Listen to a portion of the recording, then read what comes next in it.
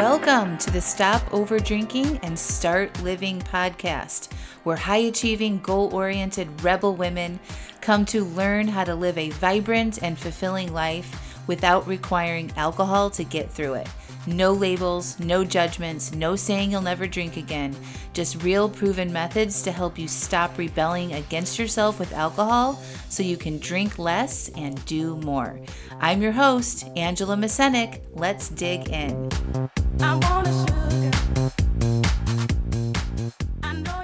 Welcome to episode 261, Dry January class with me. Hello. Welcome back to the podcast. Okay, so last week I did a Dry January live class and over 300 people came live. I mean, it was a big deal. I've never had that many people on live in one webinar on Zoom. It was amazing. So if you came to that, thank you for your engagement and for your attention and for being open. And the class was just really, really good. And I wanted everybody to have access to it. So here it is on the podcast. And I just really recommend that you brew a cup of tea, sit down with a journal, and take notes. Pause it when you need to, if I ask you questions or ask you to reflect on something, and then actually do what I'm telling you to do. Because the people who do that, doesn't matter what kind of relationship you have with alcohol right now, whether you are trying to be somebody who doesn't drink at all, whether you're trying to just cut back, whatever your goals are, and it doesn't really matter how much you drink, you can use these 6 steps that I outline in this class that will help you. There's 6 coaching tools that I taught you in this class, and everybody could benefit from them. So I hope you enjoy it. I would love to hear from you if you tried some of these things and they worked for you. And if you're in a live AF, you have access to the actual webinar that I taught, and you can see me on camera, you can see the slides, and it's very, very good. So go watch that in a live AF if you haven't, or plug in your ears and enjoy on the go or out for a walk or one morning or one evening when you are trying not to drink. Plug this in and enjoy, my friends. Welcome to Dry January. I'm your host, Angela Mascenik. Here's a little bit about me. If you don't know my story, I used to be somebody who overdrank heavily for most of my adult life. It really started off in college, partying on the weekends with my friends. You know, my thoughts around alcohol, I wasn't paying attention to my thoughts around alcohol back then. I just liked to drink. I like to party. I like to be social. I remember thinking, I'm cooler because I drink. And I think people liked me more when I would be fun and silly and drunk and things like that. Well, then, I graduated college and grew up a little bit and got a well-paying job in pharmaceutical sales. And I had to entertain clients and travel, and I had money now and expense accounts. And, I was wining and dining. And so my sophistication around alcohol went up. And I got into alcohol and wine and food and all of these things. And then, I met my husband, got married. We actually got married in a winery. This is a picture of us on our wedding day. So it became more into our lifestyle. And as life progresses, I have 3 children, back to back to back, went back to work full time, was drinking all through that, except when I was pregnant, of course. But with every new sort of stressor in my life, or as my life got fuller and fuller, my increase of my drinking increased. So I would use it on good days and bad days, and when it was sunny outside, and all of the different things. Definitely heavy drinking on the weekends. During the week, I would try to not drink or try to cut back, but very often, I would stop off at the wine bar at a fancy restaurant and sit at the bar to de-stress after a long day and pull my friends in to come meet me there. Oftentimes I drank alone at the bar, and I didn't think that was a problem because I traveled so much with my previous jobs. Like, it was normal for me to travel and go sit at the bar and have a nice dinner and order a bottle of wine and all of that stuff. So it really kind of came to a head after I had my 3rd kid. I had postpartum depression and was really using alcohol to manage how I was feeling. And I remember I was back to work, and I was noticing that I didn't like how much I was drinking, and I was trying all these different things to cut back. And one Halloween night, I had told my neighbor who was over that I didn't really want to drink tonight. I was trying not to drink. And I was like sitting in my kitchen. Everybody else was drinking. And I was like white knuckling. And it was so hard. And I could barely breathe. And I was just like, and I was just like so obsessed about it. And so we take the kids out trick or treating. And I still hadn't drank at that point. And I was just like, you know what? Fuck it. And I ran back into my house, poured some wine into a plastic cup, and then went out and trick-or-treated with my kids. And that is very, very memorable for me because I didn't know how to handle that. I didn't know what was like. I thought there was something wrong with me. I felt bad about drinking when I said I wasn't going to drink, even though especially since I was just talking about it to my neighbor. And, as soon as I had that first couple sips of that wine, it was like, now I can relax. Can you guys relate to that? Can you relate to not wanting to drink and then that white knuckly, like, just urge that you can't manage and then giving into it? Yes. All of you guys, right? Yes. Yeah, it's just all of it, right? And so I just want you to know that what you're going to learn today is going to help you deal with that shit so much easier. You don't have to white knuckle. You don't have to avoid your family and friends. You don't have to, avoid your colleagues or whatever it is. There's tools that are available that have been well researched, well applied. It's what I fixed my own relationship with alcohol and I'm going on my sixth year of not drinking now. And that was never my goal. I started my journey with Dry January. And I just wanted to take a break from it and to get away from it. I also overate for my whole life. And so I was always struggling with being on some diet or another. So I wanted to just remove that stuff and give myself a chance to actually fix what was happening on the inside and give myself an opportunity. And it started with Dry January. And it was never my goal to quit. It was my goal to just cut back. Okay. So if that's you, you're in the right place. So this is what my life looks now. That was back then. Let me just go back to the picture. Got married in winery, ungrouching myself with a glass of wine after work, highly drink, partying in Vegas. This picture of this giant martini. Okay, I was definitely the ringleader amongst my friends. And I really thought people that didn't drink were boring and sticks in the mud, and I would avoid them at all costs. And I'm not joking. Like I wasn't friends with people that didn't drink. It just wasn't, it didn't occur to me that that could be fun. So if you are here and you believe that not drinking could be boring, it's okay. But I just want to plant a seed that you could be wrong about that. Okay. This is what my life looks like now. So much brighter, right? Like I travel, I lead sober retreats, I do interesting, fun, challenging, adventuring things. This picture on the right is freaking glacier ice climbing with one of my coach friends that I met in the online world in Alaska. Okay. This is me riding a camel in the desert in Morocco. None of these things was even on my vision board as an opportunity when I was still stuck in that over drinking cycle. Okay, so there's just so much more out there than you are probably currently thinking. This is what I like to think about. Like right now, this is your scope of vision. It's very small in what you think is possible for yourself if you're stuck in this over drinking cycle.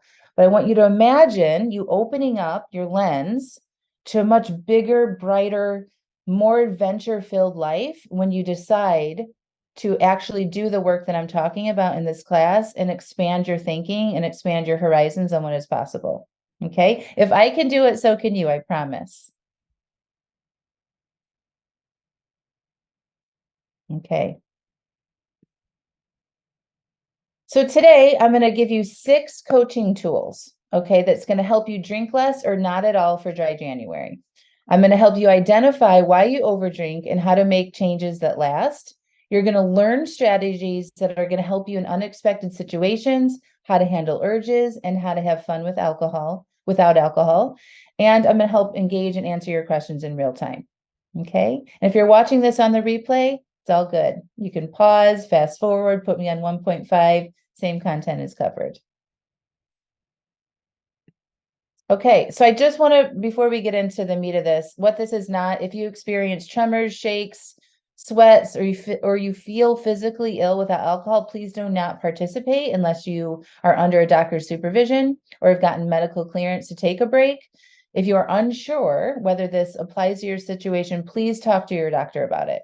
I don't provide medical diagnosis, advice, or alcohol or drug addiction or substance abuse treatment, detox, or recovery services. Okay, so if you want more information on that, you can go to my website, angelomascenik.com, terms of use. I'm a certified life coach. I help you more in your mindset, how to process your feelings, but I'm not a medical professional. Okay. And I can't advise if I think you should do one thing or another. If this resonates with you and you're worried about it, please talk to your doctor. I also want to invite you to stick around to the whole webinar, because at the end, I'm going to be telling you how you can work with me for a really awesome in-person experience. And for those of you that watch live or watch the replay within the next 24 hours, there's a really awesome high value bonus that's available for you. All right, so is this you if you feel frustrated that you start things and don't finish them, like drinking less or losing weight, you read books, you listen to podcasts, you try taking breaks from alcohol, but it never lasts. You've had success in other areas of your life, but feel like this is the one you can't get a hold of. You can take a couple days off without drinking, or maybe even longer breaks, but you keep falling back into the same cycle. You don't have a lot of confidence in yourself that you will be successful this time either. So if you resonate with this, you're definitely in the right place, and I've got you. Okay, so this is very important for you to pay attention. So come back to me, stop looking at the chat for a second, okay? I really want you to understand why you're over drinking in the first place. And this applies to 95 to 99% of my clients. We overdrink because we are seeking to feel an emotion that we currently don't feel in the moment that we want to drink. So we're seeking something, right? We're looking to feel something different when we decide to make that decision to drink. So we're seeking relaxation, to unwind, to distress, to take the edge off the anxiety, to feel joy, to amplify celebratory times. And we unconsciously believe that alcohol is the answer to that, to make it more fun or to feel less stressed, okay? And everything in between. And so a lot of times people think it's just a habit. Well, that habit was formed because of this, right? And so now you have a well-ingrained habit, right? Our brains are easily addicted to things, not just alcohol, right? And it's actually a feature that helps us survive. We don't want to have to think through every single decision that we make throughout the day. We would be exhausted and not super productive if we had to do that. So your brain is actually designed to get programmed. All right. This is not a fault of anybody. It's just the way it is. Okay. And so back in the day, for me, like in my example, when I was drinking in college, I was teaching myself that I needed alcohol to have more fun. I was using it to amplify those feelings, right? I was also using it to have some sort of connection with people that I wasn't super confident in myself without that. So I needed the alcohol. I did not know this at the time. This was unconscious.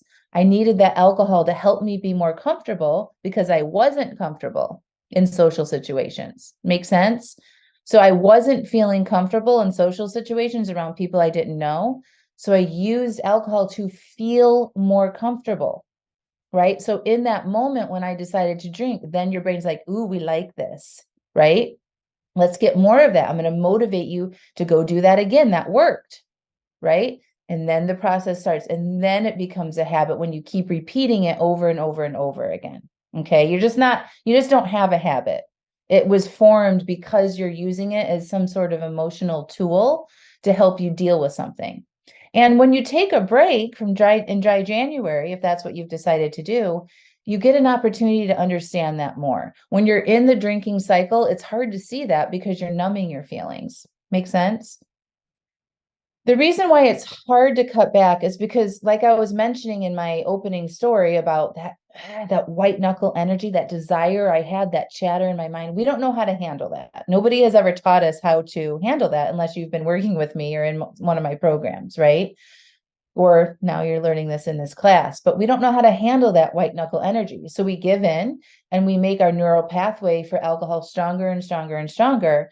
And so over time, our desire for alcohol is really high. So that's probably where most of you are right now. You have a strong desire for alcohol, but maybe 20 years ago, maybe you didn't because you weren't repeatedly drinking in those same scenarios, right? Can you guys check in with the chat? Do you feel like your desire for alcohol has increased maybe over the past 5, 10, or even just a few years, say from the start of COVID till now? Have you noticed an increase? Yeah, a big increase, right? So we know this is true. This is a learned behavior. Okay. We're learning how to deal with shit and we're using alcohol to do it. And this is a good news because if we've learned how to do this, we can unlearn it through some of the ways I'm going to teach you today. Also, so that's why it's hard to cut back. So you've got a very strong desire for alcohol. You don't know how to deal with those urges and those in that chatter, right? And then you've been giving in because of that. And then there's a lot of stigmas and labels around not drinking. We've got the mommy wine culture I saw somebody mention in the chat, right? Like we're constantly being influenced by our media, our friends, our restaurant, society, anywhere we go, anything we look at, there's people drinking. And so when we're trying to cut back, we're like, well, I'm a grown ass woman. I should be able to drink. I take care of my shit. And then we get buy into it, right? So we keep doing it. There isn't a lot. There is so much more now. Sober cures movement. I mean, dry January, right? There's so much more things now than there used to be. And it's being more socially acceptable. But even outside of dry January, it's still like a very big societal culture thing that we're hit with on the regular basis.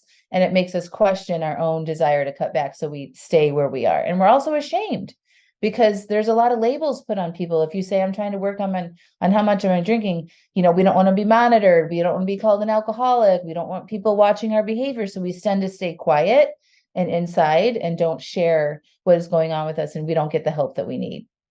And then finally, it's hard to cut back because a lot of times we just say we're going to do something like a dry January. We're just going to go on a drink diet. And we're not actually fixing the underlying reasons to why we're drinking in the first place. And so it's like a temporary, just not drinking. You're not fixing the reasons why you're drinking in the first place. Make sense? So I think you guys are already sharing your drinking story a little bit in the chat, but I just want to know, I kind of want to check in where you are. When did you notice a pattern of your over drinking? And then what is currently happening with your relationship with alcohol? And, if you want to add this, like what happens after you have an overdrink? Like what happens for your mental state the next day? What do you do? Just give me a little check in here in the chat about what's going on with you and alcohol right now. In a toxic relationship, yep. You feel horrible, no motivation. Post over drink, you have a shame spiral. Yep. Kids in school age, can't have one drink. COVID. Yep. Death, sister passed away. Yes. Increase during COVID, no motivation the next day, increased anxiety, lots of family that drinks. You're bloated. You beat myself up because I can't just have one glass. Yeah, a lot of beating up, a lot of shame, a lot of embarrassment, eating bad food, to have spouses that drink. That's very common as well. Yeah, so a lot of like big life changes. Your husband passed away, children left home, new job all at the same time. Yeah, current relationship, difficult to stop when I start. I feel terrible, guilty, and frustrated. I'm sorry, Stephanie. Yeah, like there's a lot of times there's a divorce or the kids leave for college or a parent dies or something big life event happens. And then we start noticing we're drinking more to deal with all of those feelings, right? And then even if you're not currently dealing with some of those painful things right now, you created that foundation when that was happening. So now whenever your brain feels a little uncomfortable now, it's like, ding, ding, ding, go get a glass of wine. Yeah. Thinking about it at the end of the day, stopping, picking some up. Yeah. So I hope you guys know that you're all in good company here. There's nothing wrong with you. You just need to learn some tools about how to actually deal with some of these things in your life instead of just using alcohol to cope. Right? It's just learning how to be a human, learning how to deal with your range of emotions, right? And that's where life coaching, that's what I specifically help my clients do is learn how to feel those feelings and not be afraid of them and get comfortable with feeling uncomfortable sometimes, like with urges and things like that. So there is hope, I promise you. And, if life coaching isn't the right fit for you, I highly encourage you to find another support network or something like that, or a like-minded group of people to help you with that. Okay, so that's why we overdrink. It's usually because it's an emotional need that we're not super aware of, and it's easier just to go pour a glass of wine than to deal with it. And now we're going to be conscious of that going forward, and we're going to be like, okay, what is it that I really need here? And I'm going to get into more of that in the class. But the first dry January tool that I have for you is all about being intentional versus unintentional. Okay, I want you guys to write that down on your piece of paper right now. Intentional versus unintentional. Unintentional is when you make decisions around alcohol that are in response to how you feel or how you want to feel. Okay, to feel relaxed, to take the edge off, to quiet your mind because you deserve it, to not be boring. Okay, these are decisions that you make in the same day or in the same hour, right? It's just kind of, ooh, a drink would be good right now, and then you go have a drink. It's usually because of how your day went or what you're doing socially, or if something went wrong or something unexpected happens, or you just had a random thought like a drink would be great right now. This is unintentional. Intentional is when you make conscious and deliberate decisions around alcohol based on the relationship you want to have with it. Okay. You think ahead to social situations, dinners, weekends, vacations, and you're mindful and thoughtful about what you want to do ahead of time, and you make a plan. That's being intentional. Okay. And so we want to live in the intentional bucket. So circle that one on your paper, intentional. So with our intentions, I want to check in and help you guys decide right now. This is still tool number one. We're going to make your dry January intentions together. So I want to know in the chat if you're committed to going all month without alcohol, or are you committed to having a different goal with alcohol this month, or are you not sure what you want to do this month? Let me know which one of these are where you are in the chat. Totally committed, but worried about the weekend. All month equal dry January. Committed, none all month. Oh, I really want to go. Not sure, damp January. Committed all month. What's ETOH? I don't know what that means. Ooh, hoping to get through January and beyond, aiming for a sober year. Yes, Olga. Not sure, hope to go all month. Not sure yet, committed. Trying to do 30s, but feel weak all month. Drink less with intention. Not sure, hoping for 1 week, only one drink all month. Dry-ish all month, different goal, limited. Goal is dry January. Okay. Wow, you guys are so amazing. Thank you for all of your participation. So it sounds like a lot of you want to have a dry month, and some of you want to have, like, you're a mix, right? So I want to start with if you're not sure. If you're not sure, are you at least saying I want to drink less than what I have in December? For all of you that aren't sure, yes, yes. Okay, good. So that you're sure on, you're clear on that, right?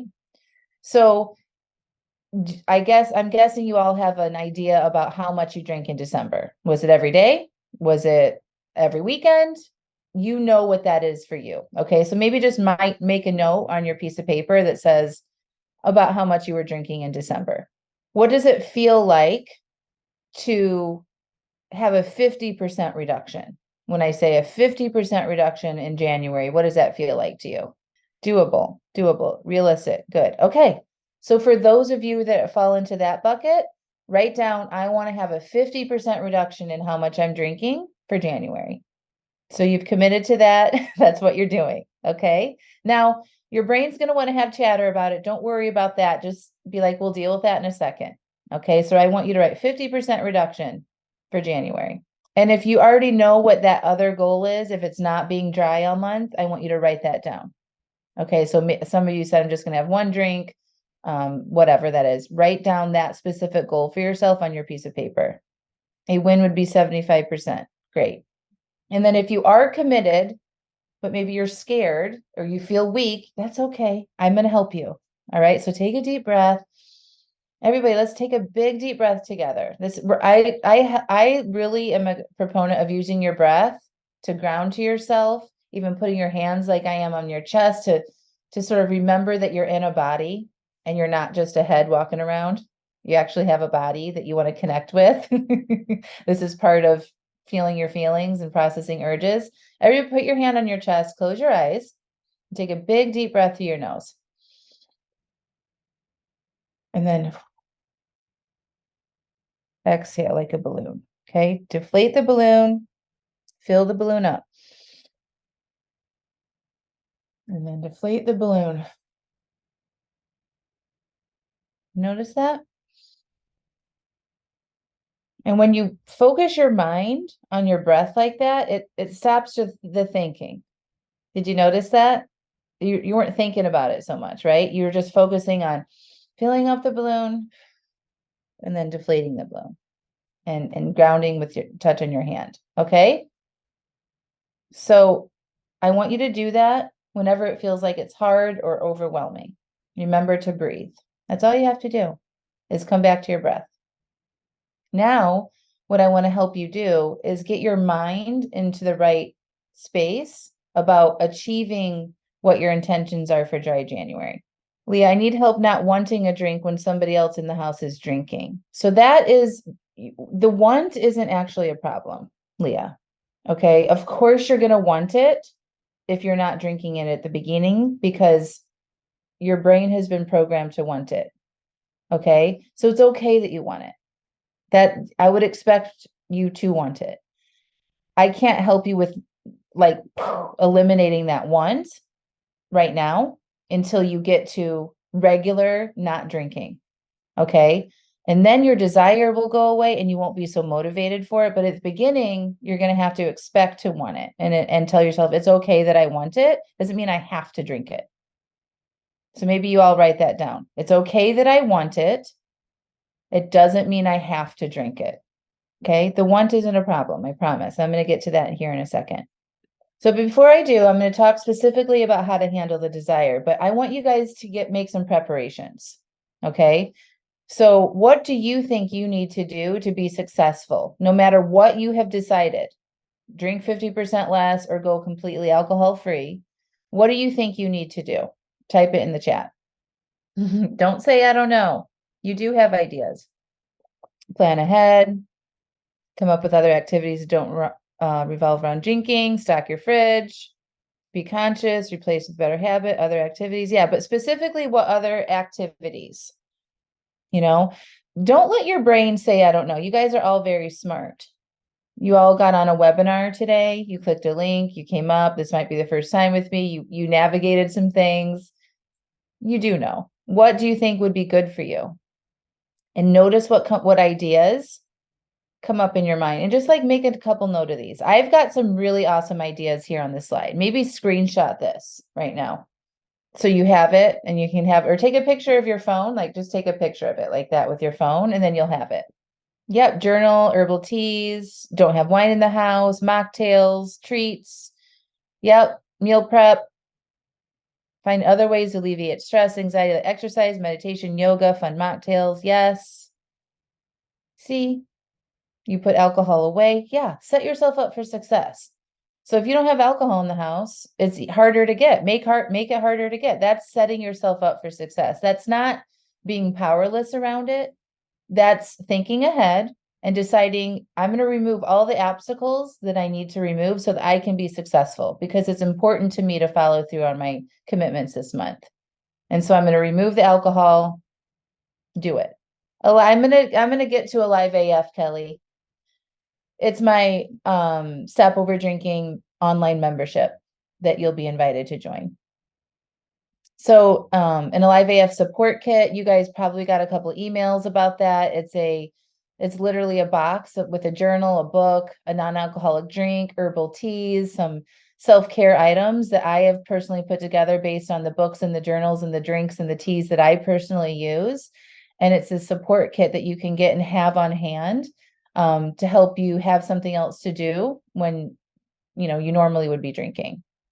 Stocking your fridge with fun sparkling beverages, sharing your goals with family and friends, watching this class and coming to the next one at the end of the month. You can join the Alive AF Stop Over Drinking membership, schedule coaching throughout the month, cancel things that you don't want to do. That's also really important in cutting back on alcohol, is saying no to things that you don't need to be doing and you don't want to be doing. Just because you feel obligated to do something doesn't mean that you have to. And so on your journey to drink less alcohol, no matter what that looks like for you, you have to put yourself at the top of the list. So if you are running yourself ragged all the time and you're never giving yourself breaks and you're now I have to do this, now I have to do this, and all of that stuff, and you're feeling resentment around all the things that you're doing, guess what you do when you feel resentment? You drink, right? You don't give yourself any breaks. You don't have any downtime. You're not giving yourself any pleasure throughout the day. And so it's easy for you just to go drink at the end of the day. So we got to really pay attention to that stuff and start to say no to things that you shouldn't be doing in the first place. You want to plan to move your body, drink plenty of water, stay hydrated throughout the day, get good sleep, get your fridge stocked with food that you actually want to be eating. I know now at the beginning of the year, everybody wants to go on a diet and like not eat all the shitty food, and that's fine. But maybe there's like a next best thing you could do, maybe some pre-made meals, some yummy things that you'd like to eat instead of just like doing what everybody else does and just getting like grilled chicken and Caesar salads. That's not super nourishing when you're tired and you're not drinking. Your body goes through a healing process and it needs nourishment. And I'm not saying chicken salad isn't nourishing. I love salads, but we also do look for comfort, and it's okay to. So maybe some more hearty soups or, pre-made foods that you don't have to do a lot of prep on. So think about that. If you tend to be somebody who starts a lot of diets and it wanes, 4 months in or 4 weeks into the year, and they feel very restrictive, don't do that to yourself right now. Okay. The most important thing you can do is to nourish yourself, water yourself. Like think about a plant and a living creature, right? Give it good, nourishing food. Don't starve it. Get good sleep, move it, hydrate it. So I hope you guys have some good ideas, but this is actually, this is getting prepped, getting ready. So this is part of the taking big ass action. You need to do some of these things. If you're just like, I'm just not going to drink and I hope that I don't overdrink, and you don't, so get intentional about some of this, it's going to be hard because at the end of the day, your brain is going to go to where it always goes for that quick and easy comfort. And so you want to be prepared with other ways to finding comfort. And you've been taking care of yourself throughout the day. And when you take care of yourself throughout the day and you give yourself breaks and rest, and you manage your mind and you feel your feelings and you drink your water and you're eating good food, you have a lot less urges. So if you really want to, if you really like are excited about not having urges, supporting how you treat yourself in your body and your mind throughout the day is going to help you have less urges at night. And I think I'm seeing a lot of stuff about evenings. The reason why you're having urges in the evenings is because you're overdoing during the day. You're not paying attention to yourself. Are you checking in? Are you asking yourself how you feel? What do you need? Are you moving your body? Are you drinking enough water? Are you eating good food? Are you managing your stress? Most of you guys aren't doing that unless you've been working with me for a while. Okay. And so that's really, really important. Otherwise, it's going to be hard. If you don't change anything about your life, it's going to be hard to not drink because you have no other ways of dealing with shit. All right, so now we're going to talk about handling urges. This is dry January tip number 3. So remember, number 1 was being intentional. Number 2 is getting prepared, making those preparations, planning what you're going to do, getting yourself all the support resources that you need. Number 3 is handling urges. Hi, Amy and Sherry. How's it going? Welcome. I just saw your names in there. I'm so glad you guys are here. Okay, we're going to talk about handling urges right now. Remember, we don't want to be scared of urges. They're nothing to be scared of if you do it this way. So you want to anticipate that you're going to have some urges. If you're drinking less, your brain is going to want you to just keep going with the same thing that you've always done. It's already been pre-programmed, remember? And so now this is the time to deprogram it. And we do that by anticipating that we're going to have urges at the times you normally would be drink, and you're going to welcome those in. That's literally what you want to think about. I'm like, I want to welcome these urges in, because if I can process these urges, my desire for the alcohol goes down, and it feels easy to not drink because you don't want it. That's the big goal. It's like to just not want it, not to care about it so much, right? And so we do that by processing urges. So you want to anticipate that you're going to have them and tell yourself it's okay. And then you want to bring that urge and desire into your conscious awareness. So when you notice yourself like walking towards the kitchen or thinking about stopping after work, you just want to pause and say, I recognize I'm having urges right now. And then you want to allow versus resist. Resist feels like, oh my God. And you're staying up in your head, you're fighting with yourself and you're battling, and you're coming with all the reasons why it would be okay and all the reasons why it wouldn't. It zaps your energy. Okay. It's hard and painful. Allowing is like, oh, it's okay. I'm having an urge. And you work on opening up with your breath and where you feel that urge in your body. Okay. For those of you that know what an urge feels like in your body, type in the chat what that feels like. Do you feel like a tightness in your throat? Are your shoulders all scrunched up? Is your heart rate going fast? Are you sweaty? What does it feel like?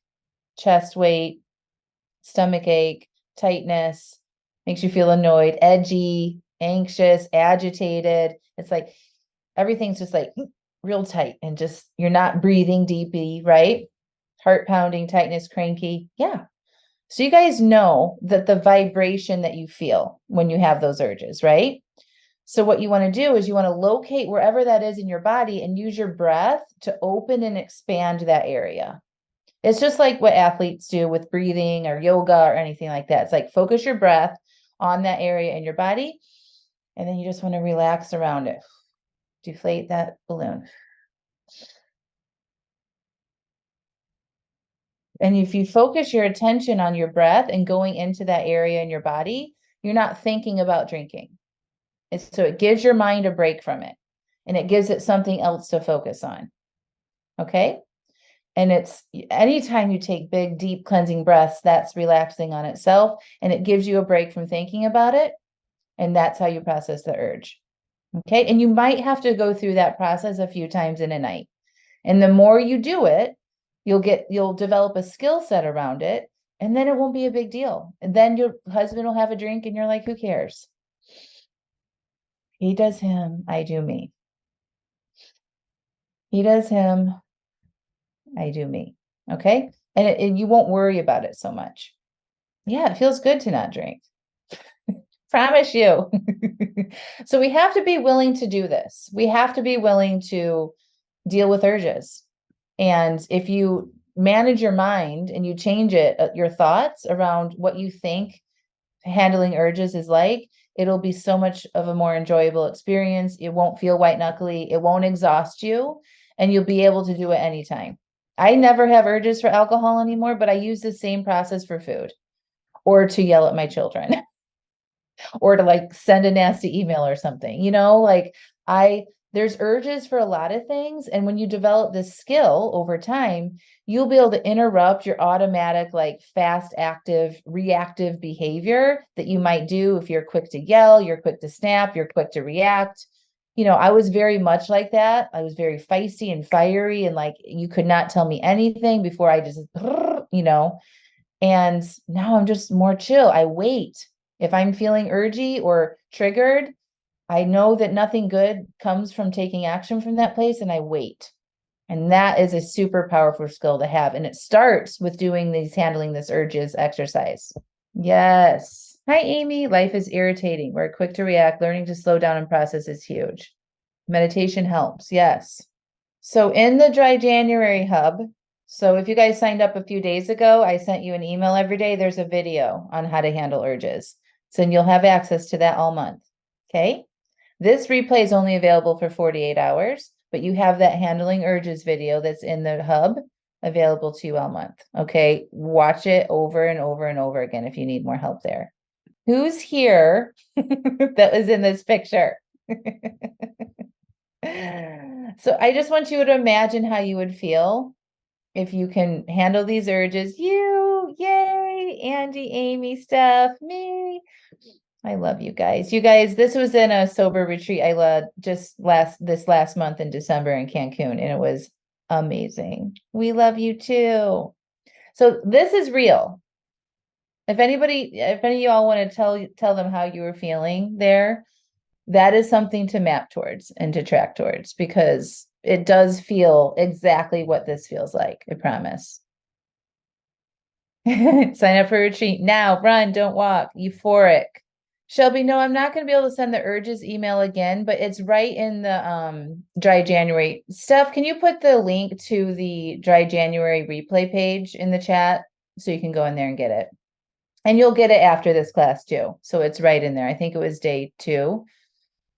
We had mocktails. It was fucking amazing. We had virgin pina coladas and they're just as good. I promise.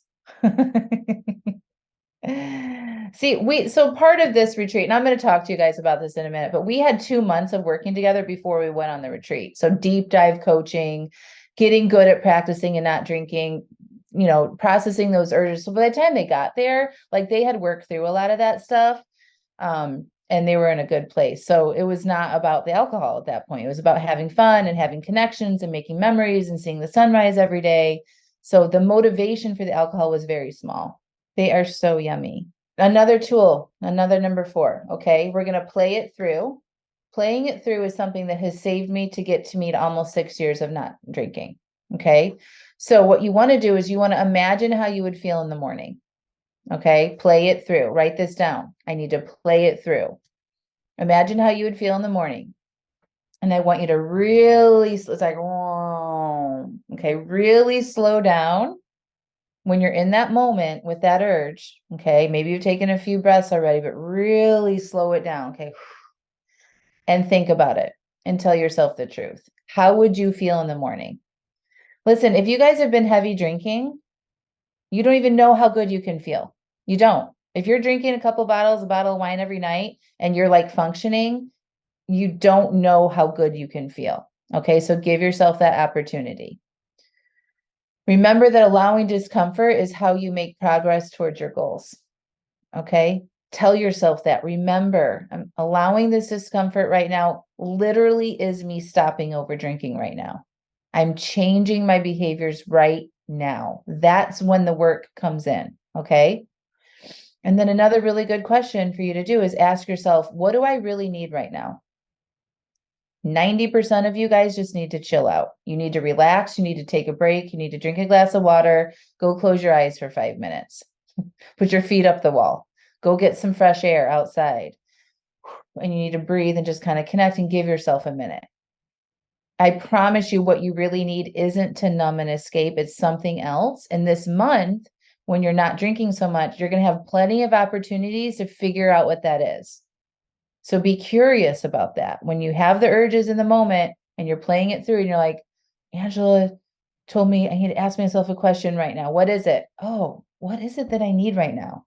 I'm tired. I'm hungry. I'm stressed. Like it will come to you if you're quiet and you're listen. Okay. You ask yourself how you find what you need. Okay. You listen to those answers that come in. Like once you start trying this tonight, ask yourself if you're thinking about drinking, take a couple breaths, process that urge. And then when you're kind of like calmed it down a little bit, what do I need? It might be, I need to take a nap. I need to eat. I'm just thirsty. I need to rest. I mean, it's usually something like that. It's nothing crazy. Okay. So then you give yourself what you need. So you listen to whatever comes up for you and then you go do that. And just remember, this is a temporary urge and it's going to pass and you're going to be rewiring your brain if you can allow this temporary discomfort. So this is the tool called play it through. You really want to slow down. Remember that it's supposed to be uncomfortable. Ask yourself what you need. Nurture yourself in that moment and give yourself what you actually need. And if it says a glass of wine, that's not the truth. Okay. What are you looking for in that glass of wine? Then maybe ask yourself a follow-up question. I want to relax. I want to stop the chatter. I've had a long day. All of that. Those solutions are not found in a glass of wine. Okay. Those solutions are found by giving yourself some space, giving yourself some quiet time, talking to a friend, going for a walk, drinking some water, eating some food. Promise you it's not there in the bottle of wine. It really depends on how long the rewiring takes based on everybody's own past histories, how long they've been drinking, the volume of which they drink, all of that. For me, it didn't take that long. I went like 3 different social situations and my desire was dramatically reduced. So when I first did this, again, I did dry January and then I did another 2 months after that. So I did 90 full days without drinking and I really had no desire at all after that. And then I moderated for a little bit. And then I really didn't care about it at all. I didn't like it. I didn't like the way it made me feel. And I just decided to stop. And so it didn't take that long if you're diligent about doing these tools and practicing. So you can, I mean, I unwired over 20 years of over drinking in 3 months. So, and I think other people here would agree with that. If you're consistent about doing the work, doesn't have to take that long. But again, everybody's journey is different. So try not to put a timeline on it too much. Yeah, I don't recommend doing the non-alcoholic liquor unless you plan for it intentionally, just like you would with alcohol. We don't really want to replace that. I tried some rum substitute and it was like, whoa, this really tastes like rum. And I was like, I can see it didn't do anything to me. It just tasted really good and I wanted more. Um, some people that could be triggering.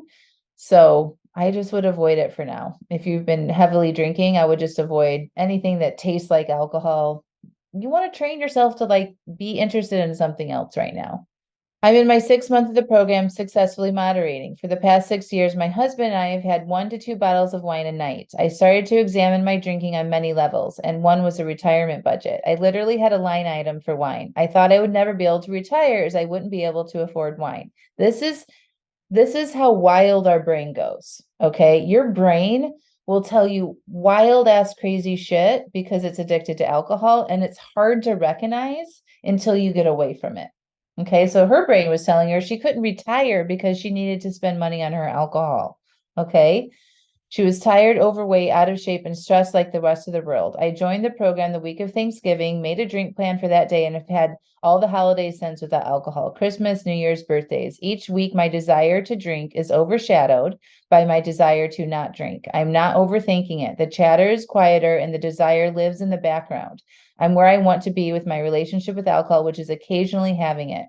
Alcohol-free weekends are my new favorite things. Even when I drink moderately, it was always on the weekends as my treat. When I removed the treat language to wine, my weekends opened up. When I have an overdrink, I evaluate it and move on. My monkey mind is no longer in control. My true self is. So this is just a really good sort of demonstration of doing the work and your desire going down, sort of her mindset when she was first starting about what she thought about things and where it is now and like what that can look like. It's huge demonstration of what is possible. Okay, so that brings me to fixing your mindset. Okay, tool number 5. So you want to understand what you're thinking when it comes to alcohol.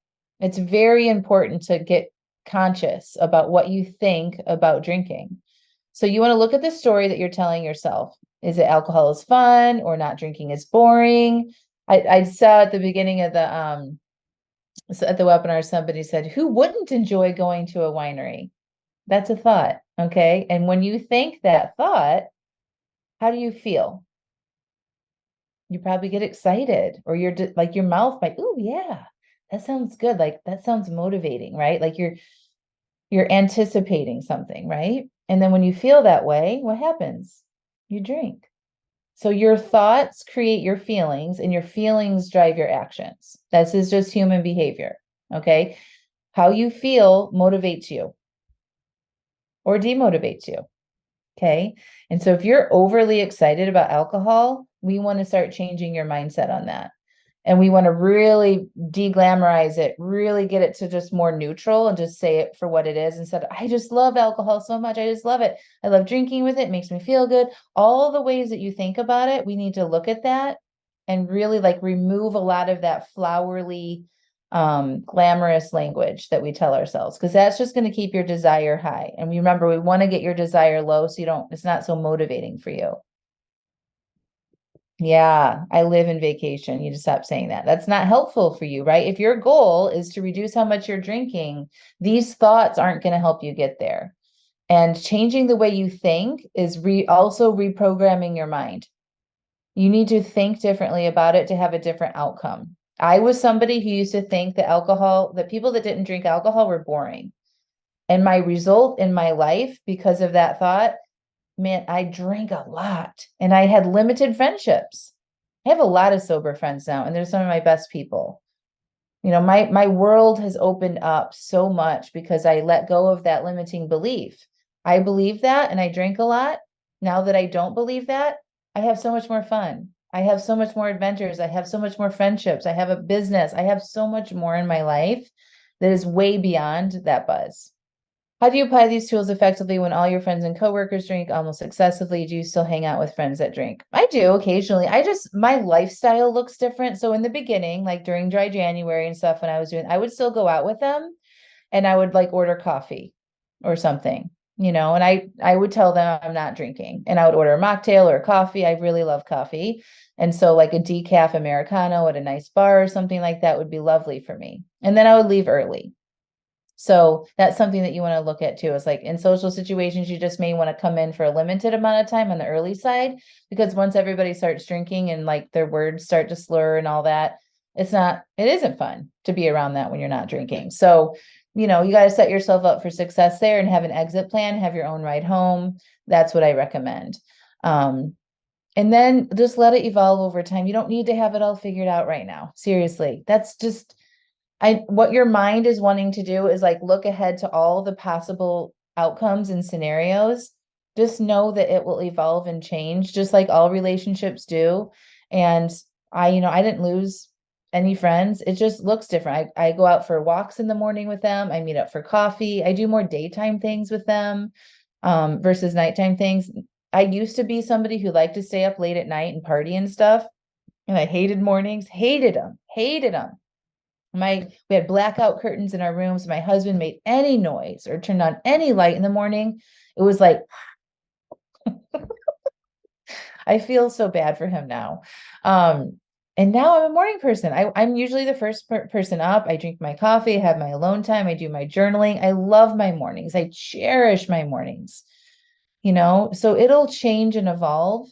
I wouldn't worry about this long, like just take each social situation as they come and navigate each one. If you don't feel like you should go to one, don't go. If you feel like you want to go to one, just go for an hour and come home.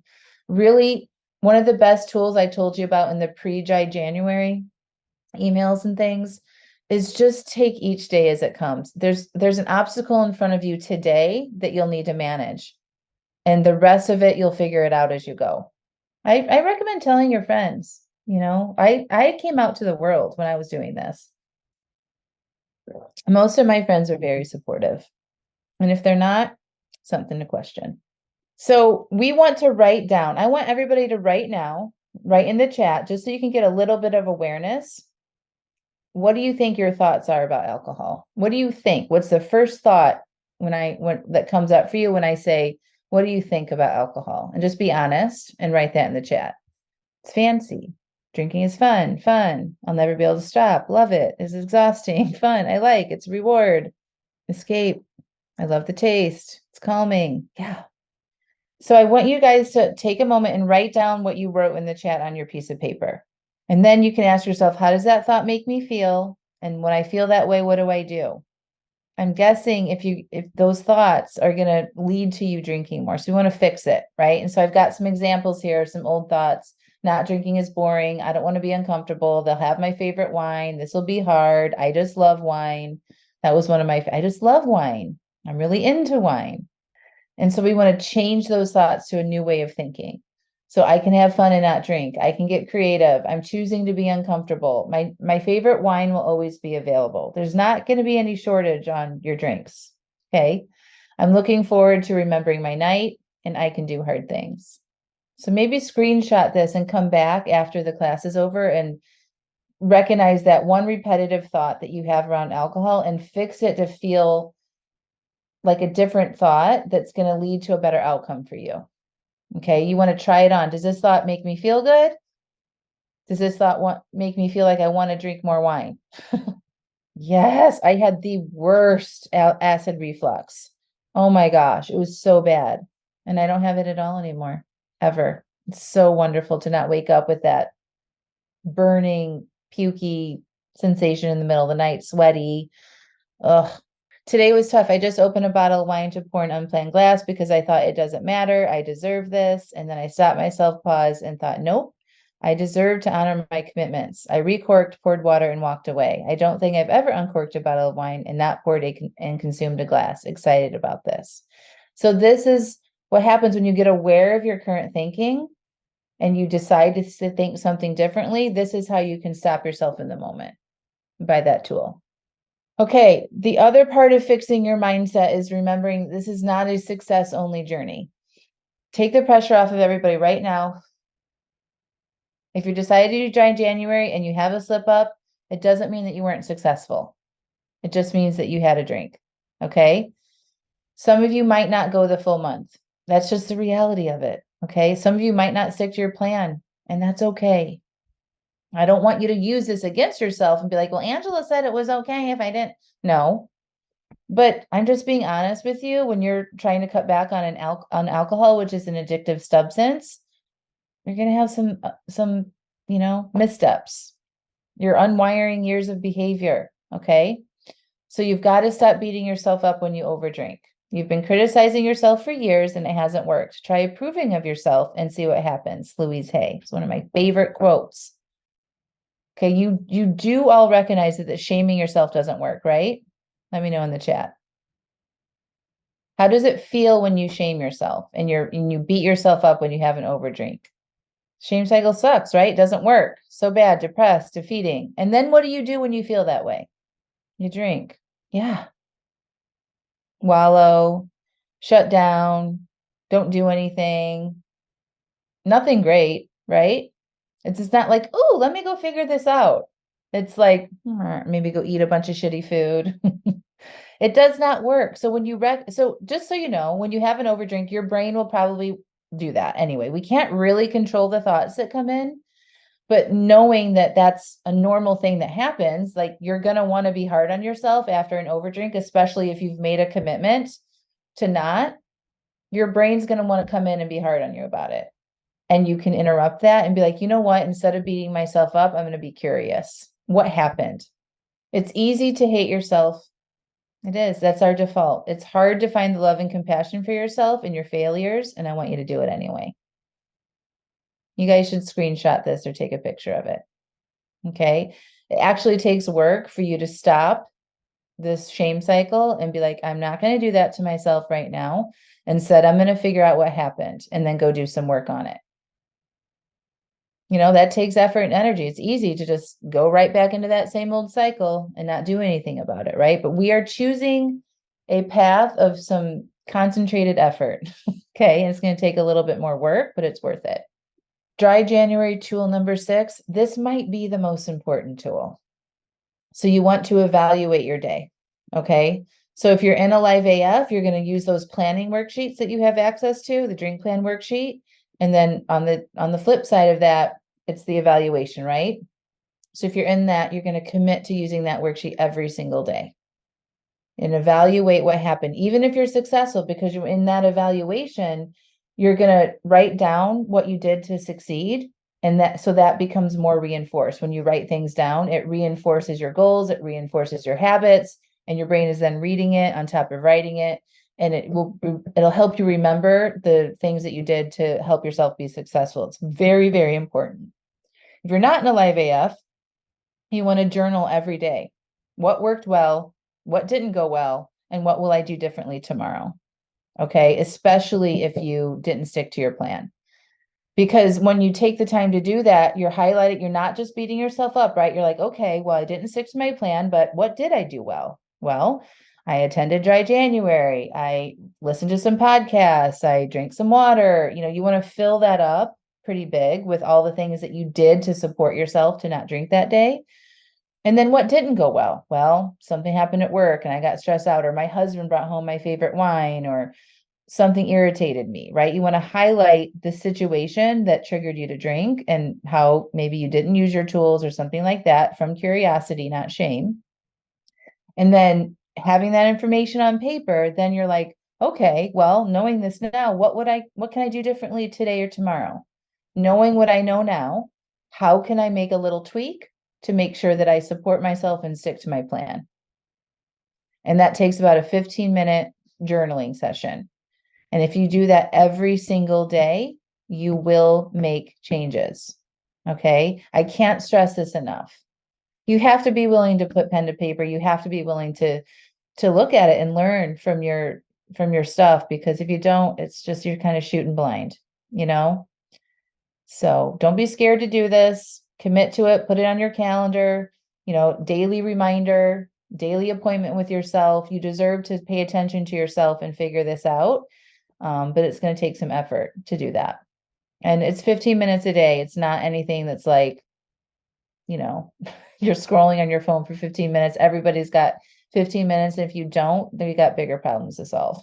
Okay. You might have to get up earlier in the morning. You might have to depart from family activities for 15 minutes at night, but you need to figure out when you're going to do this every day. Okay. Yes, Holly, it really does help. I look back and can't believe how much less drinking I've done. I'm not perfect, but I see a difference. I love that. Thank you for hanging on for everybody that's still here. All 279 of you still here. I love it. All right. We're almost to the end now, okay? You're so welcome. So we got six tools. You'll have this in the replay. It's available for 48 hours. I'm going to share with you a little bit more about how you can work with me. So if you're interested in that, you're welcome to stay on. Let me see what's after this. Just a little before and after picture. I've always loved rainbows. That comes through. This before picture was me day drinking at a wedding in Seattle. My best friend's wedding. I was so hungover from the night before. And now that's just completely removed. I don't need to wear sunglasses when it's cloudy outside in Seattle. I'm very vibrant. I go on big adventures. I put myself out there more. I have deeper, more meaningful friendships. And I'm still the same person. It's just a lot more vibrancy, a lot more happiness, a lot more peace. You're welcome. You had that dress? Which one? The one on the left? You're welcome. Okay, so what I teach is I teach you how to identify which repetitive thoughts are creating results in your life that you no longer want. Okay, so that's part of where the life coaching comes in. I coach you how to change your thoughts to get better results in your life. And I coach you how to think about all the areas in your life in a way that feels good. So you don't want to escape from your life anymore. And I coach you how to process and feel your feelings instead of being at the automatic effects to them. And when you work on the combination of the internal work, right? It's not so much about changing all the external things and making everybody else around you, perform to what you need them to do, and society to change and work to be less stressful, all of that. It's more about an internal work that you do with your thoughts and feelings. And when you change the way you think and you learn how to feel, that's when you make permanent changes with your relationship with alcohol. Okay. And I coach you through that to help you get that desired outcome, whatever that is, whatever you want your relationship with alcohol to be. I am not here to tell you how to, like, I think you should quit or I think you should moderate. It's about finding what works best for you. And you know what's best for yourself. Once you can get away from the alcohol for a little bit and get that drinking down, you will start to know yourself more and what's good for you and what isn't. That was us in Cancun. So I'm going to share with you a little bit about my 2024 sober retreat and coaching packages. So I love being outdoors. I love adventure. I love hiking. I love sunrises, kayaking. I'm also a certified forest therapist. So I do forest nature healing workshops and work with my clients. It's really, really awesome. Anytime you can get outside and learn how to connect with nature, learn how to connect with yourself, you feel more alive and you want to numb out, and you invigorate your senses and you're more aware, and it's just a beautiful thing. So I incorporate nature into all of my retreats. Okay, so all of the retreats include a 3-month group coaching container, 3 group calls with the people in the retreat. So there's 3 retreats I have lined up for this year. Each retreat has 7 attendees, and that's it. So you get 3 group calls with the people who have signed up for the retreat, and then 3 private calls with me. And we do 2 months of work before you go on the retreat, like I was telling you earlier. And then in the 3rd month is when you come and we retreat together for 5 days. You also get a live AF, the Stop Over Drinking and Start Living membership access. That's my online virtual monthly membership that has all the tools and worksheets and videos and workshops and everything in there. That's all virtual. You get access to that. And then you get a 5-day in-person retreat. It's all inclusive. All of your food, all of our activities are included in the retreat. All the retreats also include ample downtime for your own relaxation. I don't pack it so much that you leave needing a break. It's usually about a half a day of out doing something with a group and a half a day on your own at the retreat house or the resort. We have fun outdoor adventure opportunities ranging from kayaking to hiking to forest bathing, All food and non-alcoholic drinks are included from the time you arrive until the time you leave. And I take very good care of you, making sure that you're well stocked and well nourished. A lovely custom welcome gift for each attendee. And you get private coaching sessions with me on site at every retreat, and more delights and surprises to be revealed. I keep a little bit of surprise in things, what we're doing. I give you as much information as you need to know, and it makes it super fun and special.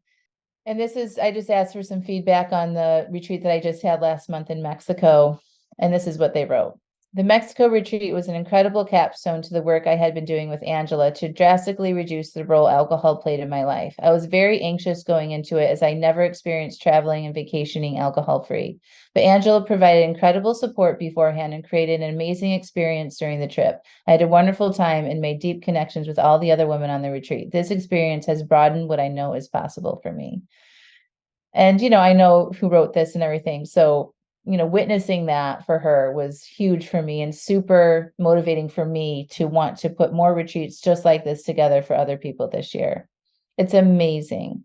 So these are the dates. You might want to screenshot this. We will, hey, Coach Steph, could you put in the link for all of the retreats in the chat? You guys could pop that open, but then come back to me. And so when I close down this class, you won't, the link will go away. So this is what the first one is in Chapel Hill, North Carolina. That's where I live.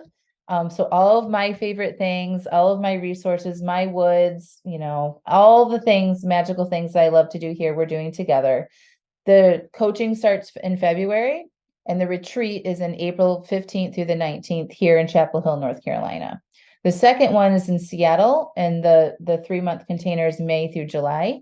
And the retreat dates are July 29th through August 2nd in the Seattle area. And that one is going to be a little bit more strenuous. That one, we are doing an 8-mile up a mountain hike. Because I used to live in Seattle, so I'm very familiar with the area and all the hiking and amazing outdoor opportunities there. So I'm taking you on my favorite hike there. And so if you want to do that one, you definitely want to start training or, be physically fit enough to hike up a mountain. It's a round trip, 8 miles.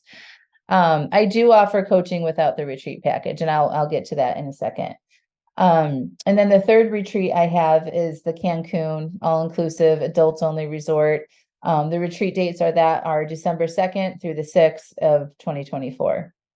And the coaching for that starts October. So all of these, you get 2 months of support privately with me and with the group. You get Marco Polo access to me, which is amazing. It's like having me in your pocket where you can video or voice message me whenever you need support. I coach you back. You get a live AF, the Stop Over Drinking access for the whole time you're in the 3-month container. You get the retreat and all the things. And then this is something else that they wrote. Working with Angela is life-changing, and the retreat and coaching package is something I would recommend to anyone. My results went far past kicking alcohol to the curb, which I was finally able to do after years of trying to moderate. The retreat experience allowed me to build connections with other like-minded women, received individualized custom support from Angela, and overcome deep fears I had held on to many years. Beyond that, Angela helped open my mind to life's possibilities and made me see that I can design my future. I am forever grateful for this opportunity, and my life will never be the same. Angela's coaching helped me find my power, and everyone in my orbit can see and feel the benefits. Yeah. So it's like, if you're open to thinking about it, if you're brand new, you might be like, it seems like a lot, but you could consider joining the Live AF membership or doing something else. But it's just amazing to witness these transformations. And I know what's possible for everybody, and I believe in all of you. And I've coached hundreds of women, if not thousands, through this to have successful results with their relationship with alcohol. So if you want to give it a go, this is a really awesome opportunity. It really is. So there's the details and the cost. It's $1,000 to hold your spot. For North Carolina, we only have 2 private rooms left and 1 shared. So there's only 4 total spots left. And I'd love to fill that one first. Seattle. So the total for North Carolina would be $5,800 to $6,200, depending on if you get a private or a shared room. Seattle coaching and retreat, it's $68 for a shared or $72 and there's only 1 private room left. Cancun, it's $73, $75. All of those rooms are private oceanfront king suites, and they're amazing. And then here are the dates again. And again, that link that Steph, yay, you signed up for NC. I'm excited and already so committed to doing the work and pre-coaching. Yay. Meg, how many people are on each retreat? It's 8 total, so me plus 7 others. It's the perfect size. It's absolutely the perfect size that everybody receives awesome individualized attention. Everybody gets bonding experiences. It's absolutely beautiful. It's a great, intimate, deep dive coaching experience. It really is. You're welcome. So that's the cost for that. It's $1,000 to hold your deposit. Remember, it's a 3-month container with the coaching, and then we all come together at the retreat in the end. And I saved one of my best little notes for last. When I originally heard about Angela's sober retreat, I thought, no way could I ever do that. I mean, all inclusive in Cancun and no drinks. Well, things were progressing for me in the wrong direction. I felt I needed to do something drastic to make a change. So I signed up for her retreat and coaching package. It changed everything. Having Angela in my back pocket catapulted my progress.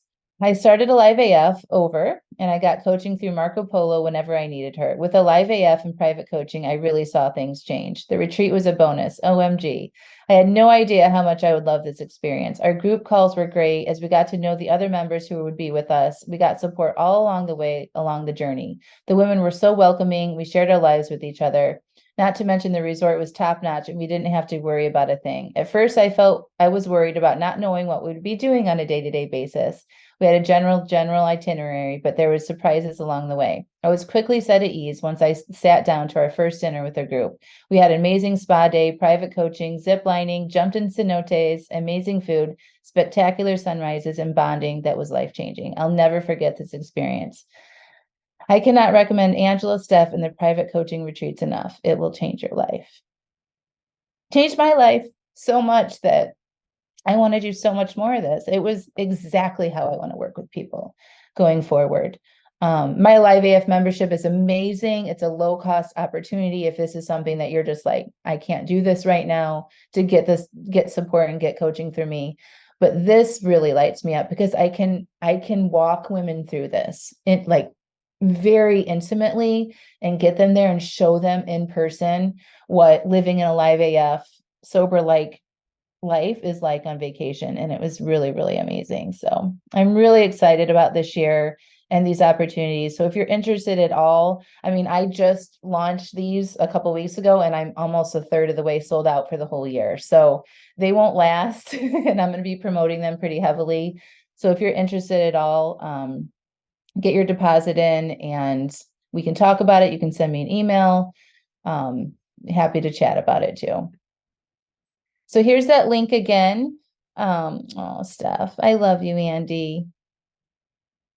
If you could pop that link in again, angelamascenik.com/2024 retreats and coaching. And then for the bonus I mentioned at the beginning, if you want to do that and you want to sign up within the next 24 hours and if you get your deposit in, I'm throwing in another private bonus coaching call with me in our 3-month time period. So if you want to sign up and come to North Carolina, instead of 3 private calls, you would get 4. Same thing for Seattle, same thing for Cancun.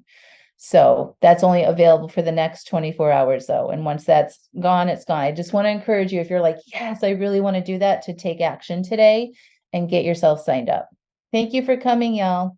So besides the retreats, I mentioned the Alive AF coaching membership. We also have the Alive AF subscription, but not subscription box, but support kit. So those things are available separately if you want. If you don't want to do the retreat and you just want to start small and get your feet wet with me, if you're brand new, totally understandable. Yay. Oh my gosh, Brooke, I spend more time with the Live AF and Angela and Steph than I do any other internet site. LOL. I love you all. We love you too, Brooke. We love all your jokes. Okay, so these are the support kits. If you haven't checked them out already, there's 3 different options and they range in prices. This one on the bottom left is the fall sort of winter support kit. This is the most recent one. There's a beautiful scarf. There's a handmade teacup, non-alcoholic drinks, some incense, a bath bomb, a really good quit lit book called Drinking Games, a journal, and some other little things in there, some teas. The one on the bottom right is sort of like the active box, I'm calling it now. There's a hat, there's a custom drink cup, teas, non-alcoholic drink, a custom lotion that I have with my favorite scents, a book, and a journal, and some other fun things too. And then the original box has the step how to stop feeling like shit, another non-alcoholic drink. All these books and resources and everything are literally things that I use every day. My favorite teas, my favorite drinks, my favorite candle, my favorite lotion, all that kind of stuff is in there. I get asked so much, like, what do you drink? What do you read? Da, da, da. So this is where this idea came from. So you can get a one-time box now. And upon checkout, Steph, can you put in the link to the box in the chat as well? So they have that one separately. And this will be all sent out in the recording, all the links for everything as well. So if you want to get one of these kits, they're like, I have a limited quantity now. We're down to very low numbers on each of them. So I recommend if you want this for dry January, go ahead and grab one. And then finally, the Alive AF coaching membership, very quickly. There's 2 live calls held over Zoom every month. One's a coaching call, one is a workshop. We have a private closed Facebook community where we do contests. We're doing one right now called the Healthy Habits Challenge. And I'm also supporting Dry January in there through prompts and different things. Everything's recorded. It's uploaded into a hub where you have access to it anytime, any day. This is where you get direct support, written coaching by me or Coach Steph. It's a very nice community where everybody's in there working on the same thing. No judgment. Doesn't matter what their goals are with alcohol. You get to decide that. And I help you in the course that is included on how to figure that out and set yourself up for your first 30-day goal. Ooh, if you got the box in December, which one should I set for January? Which box did you get, Chris? Did you get what came inside your box? Do you remember? And then I'll tell you. And this is just kind of what the hub looks like. This is, once you log in and access everything, all the resources are in one spot, the videos, the worksheets, everything is there for you instead of like kind of piecemealing things together. If you're just listening to the podcast, all of your hub, the dry January workshops are going to be loaded in there for you to have more access to longer than the 48 hours. So it's a really nice little hub of resources available to you. You can do it on your phone or on your computer. Oh, you got the Stop Feeling Like Shit book? I would do the one with the Alive AF cup. So it's the fall box. When you go select your options, it's got the teacup, there's a scarf. It's more of like a cozy, like winter, lovely box. That's what I would do. You love your cup. You're welcome. Thank you. So these are all the links. I think Coach Steph just put everything in there. Again, you've got your Alive AF membership. It's $197 to join the membership, and then you're billed $97 a month. So definitely affordable and doable. I recommend you commit to at least 3 months in there, or until you've really solved your over drinking. I don't want you to come in and be like, I'm going to try this for a month. It's going to take longer than a month. Most of the people that I work with that have these kind of results I'm talking about, it's a 3-month minimum. So just remember how long it's taken you to get here. It's going to give yourself some time, give yourself some support and some wiggle room to you deserve to solve this thing. And it's going to take longer than you probably thought it should. So 3 months minimum is what I would recommend if you just do the membership. The support kit, you can just order that whenever you want, as long as there's ones available. I do have opportunities to work with me privately without the retreats. And that is that link there. You have to fill out an application to do that. And then we can talk on the phone and make sure it's a good fit. Oh, best money ever spent. I was worried about it now. It's just a must expense for me. I'm giving myself 6 to 12 months as a gift to myself. Yay, Brooke. So glad you joined the call. This was great. Thank you. I'm committed to giving it my all. Yay. I'm so glad, Monica. And then that's the retreat and coaching link. All of these links we're going to put in the recording, email it out to you too. So you'll have it in your inbox soon, as long as there's no technical errors. Alive AF is worth every penny, and all the effort you put into it will help you move towards your goals. Thank you. And come back over here. I want to stay on for questions. What questions can I answer for y'all? Thank you for hanging on with me so far. Hi. My husband still drinks. That was a question that came through. I just saw. So, but he's really significantly cut back. It took him like 5 or 6 months. I think he had to really see that this was not something that was just going to be another diet. And then it just kind of, I'm sure I influenced him. I just let him decide to do what he was going to do, though. I did not try to pressure him or make him do it with me. I had tried all of that with him in the past, like any other diet that I would try to do or anything like that. And it just didn't work because you can't control people, unfortunately. So this time I decided to just focus on myself. And then he naturally came on board. And that's what a lot of my clients have found with their husbands as well. And they just focus on themselves. Don't make anybody else do anything that they don't want to do, and it will come together. I don't feel as I've lost a connection. If not, my connection is even stronger with my husband. We're so much more vulnerable with each other. We share our goals and dreams together. We fight so much less. I mean, where our communication is so much more improved. So when you're drinking a lot, both people drinking a lot, it's not a real connection, I promise you. You might think it is, but once you take alcohol out of the way, you'll see what is left, and it'll give you an opportunity to work on some things. You can sign up for a live AF right now. So a live AF right now is open. So yes, absolutely. So go ahead and sign up. It's angelamascenik.com/alive AF. We're doing some really fun things in there. If you want to join the retreat, it's included. So if you're really thinking about joining the retreat, just know that it's included in your retreat package. But if you are like, no, I just want to do an Alive AF, yeah, come on in. We're doing a healthy habits challenge right now in the group. Every day we're posting one little thing to do to help change your habits, and we're doing prizes, and you're getting coaching, and all the people in the group are so supportive and fun. So definitely come if you want to come to Alive AF. I only experienced, did you experience any symptoms after stopping drinking? Only more fun, only better sleep, only more aliveness. Like, it was seriously the best decision of my life. It was the best decision of my life.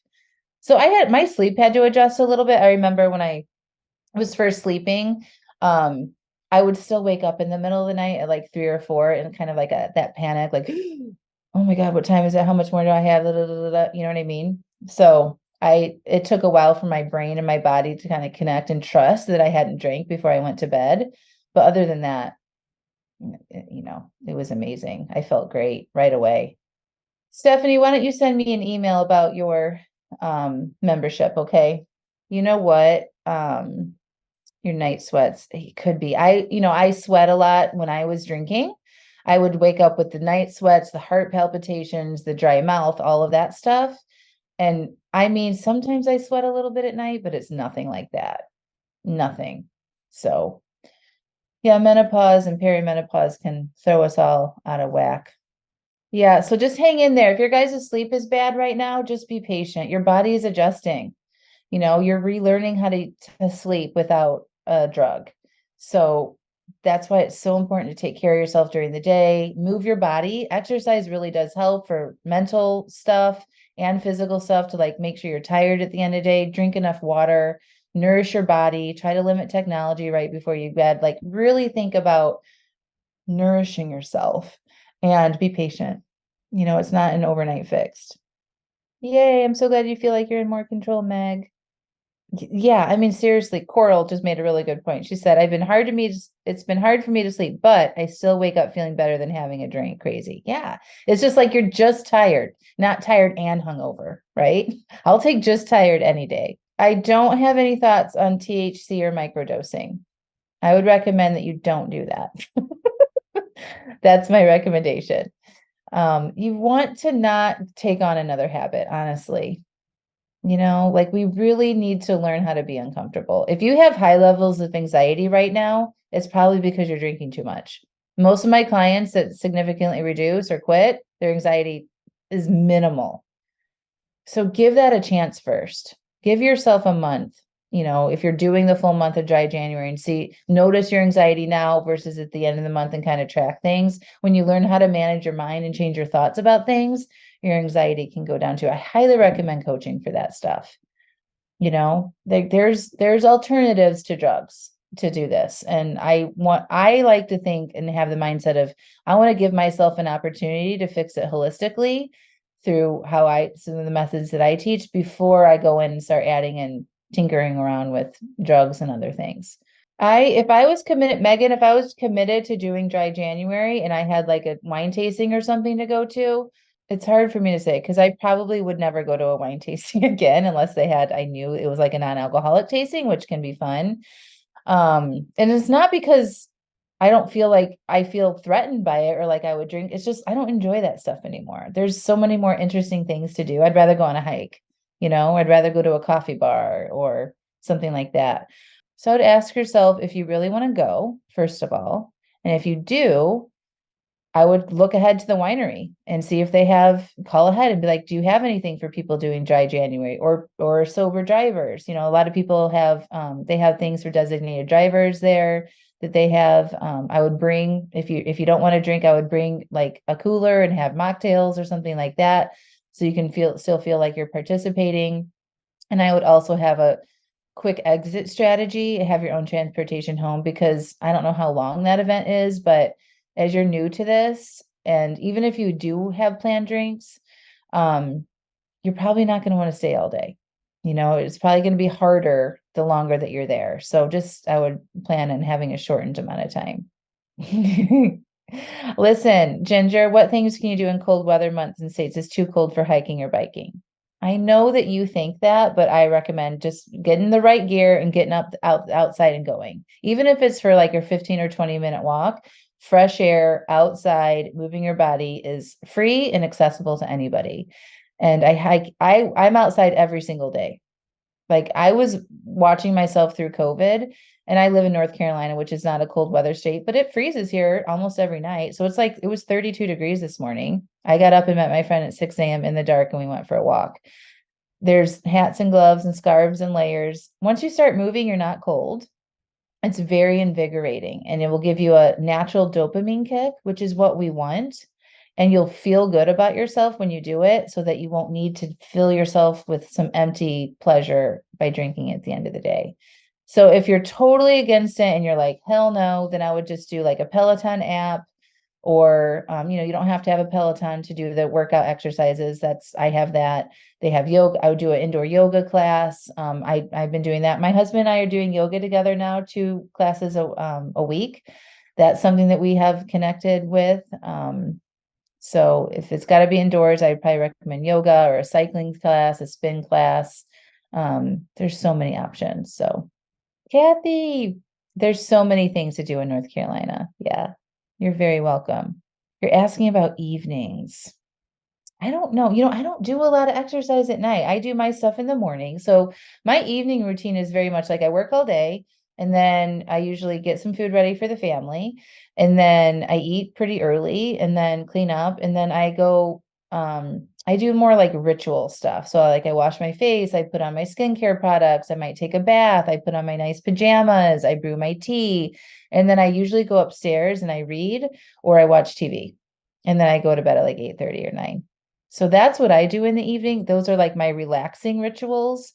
By that time, I am not motivated to go exercise, unless it's yoga. That's something that we're doing now, and that's twice a week with my husband. One is on a Tuesday night and one is on a Sunday morning. So that's pretty easy for me to do. You can almost wear your pajamas. It's yin yoga, which is a lot of stretching and slow hold movements.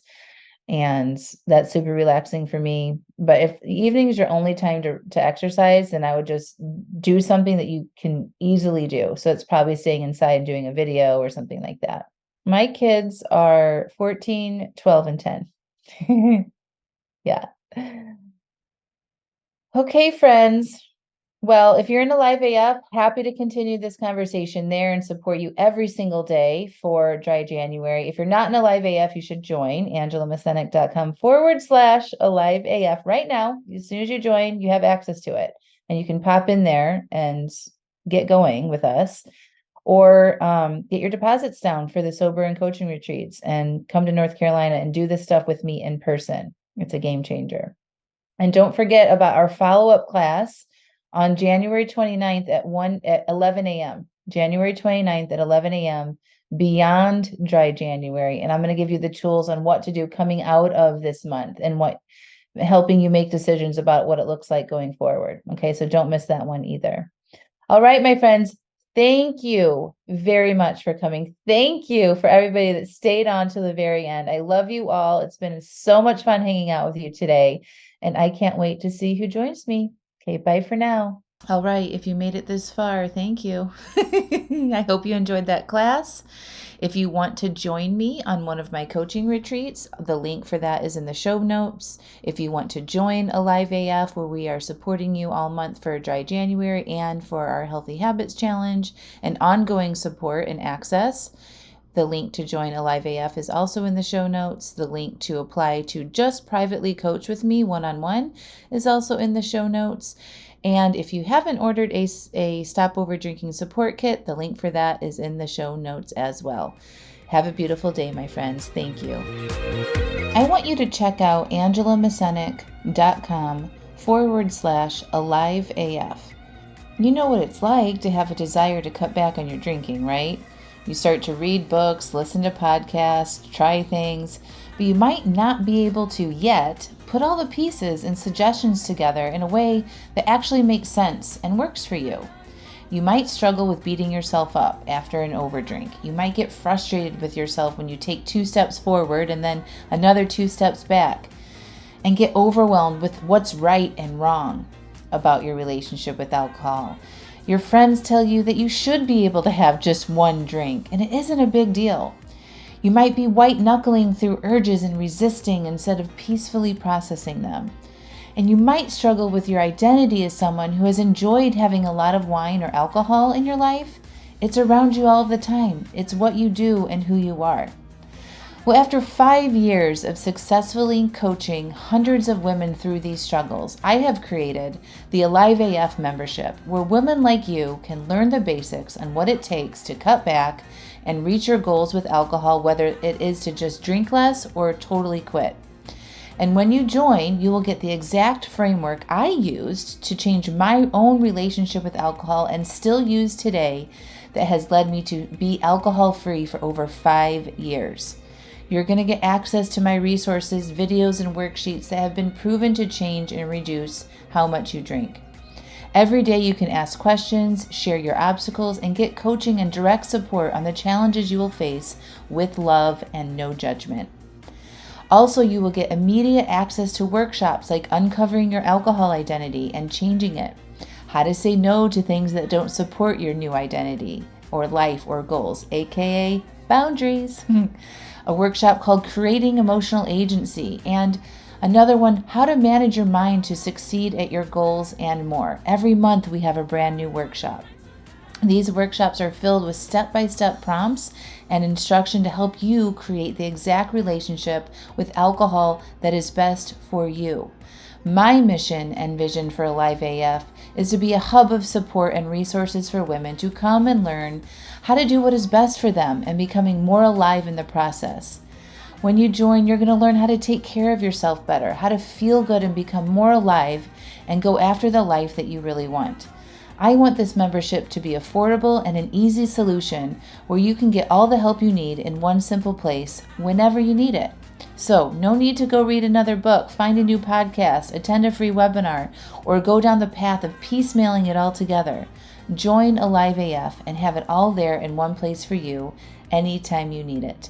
So, go to angelamascenik.com/aliveaf, and enrollment is open right now. See you inside.